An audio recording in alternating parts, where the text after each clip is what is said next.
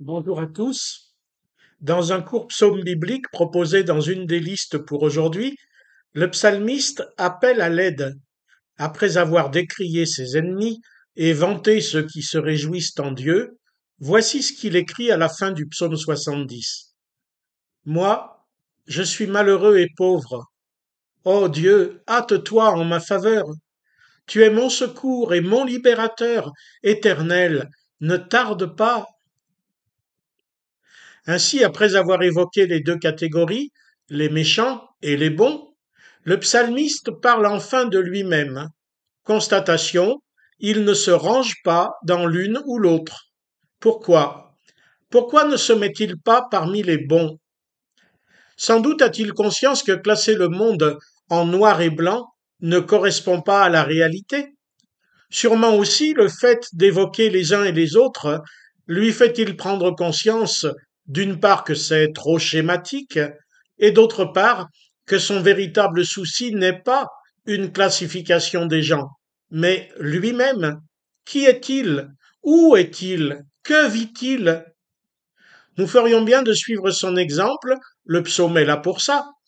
C'est très facile de classer les gens, les autres, bien sûr. C'est bien plus difficile de s'y retrouver soi-même. Suis-je un bon? Suis-je un méchant? Et plus exactement, selon le psaume, suis-je de ceux qui s'égayent et se réjouissent en Dieu? Lui et moi savons bien que non, pas souvent. Suis-je alors de mes ennemis? Est-ce que moi-même j'en veux à ma vie? Mon psy et moi savons bien que oui, souvent. Bon, je n'ai pas de psy. Je suis assez grand pour être un peu lucide. Et le psaume m'y aide. Je suis inclassable, ni noir ni blanc, un peu gris, ou bien en couleur, mais dans des limites floues. Bref, je suis moi, et j'ai besoin des autres, et j'ai besoin de Dieu. Mais si c'est mon cas, n'est-ce pas aussi celui de beaucoup d'autres? Peut-être y a-t-il des tout blancs, peut-être y a-t-il des tout noirs. Je ne sais, Dieu le sait, mais la plupart n'y correspond sûrement pas.